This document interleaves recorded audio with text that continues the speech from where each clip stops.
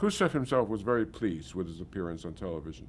He let me know that. It happened that the very next day after it appeared on, he went to Finland and I went to Finland to cover his visit to Finland.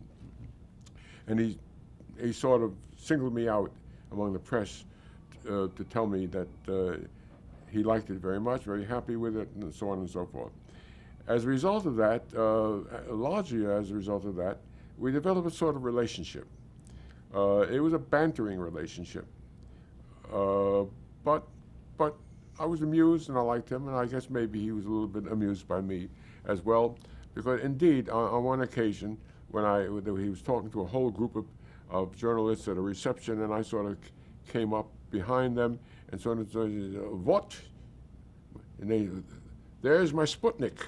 He said, Sputnik meaning that I was in orbit around him so much, which I really was. Everywhere that he went, Austria, France, this fantastic trip to the United States in 1959, all of that. For all of that, I was there. I mean, my professional life for a while was Khrushchev. Well, I'm going to break out of order here just a little bit. Let's go to the trip that he made to the United States, because that was such an important television event. Yes.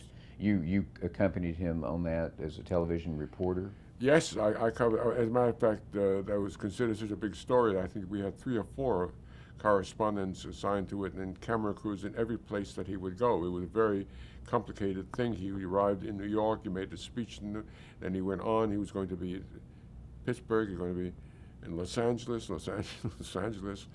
They didn't allow him to go to Disneyland, and he got furious about that. Very strange.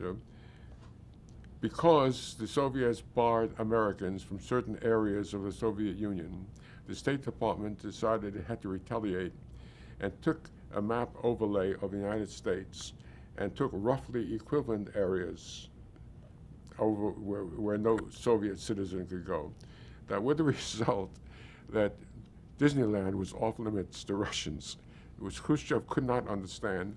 And at one dinner in Los Angeles, he threatened to call off the trip and fly home and get ready for the next nuclear war if they continued to treat him so badly, which scared the U.S. delegation a great deal, actually.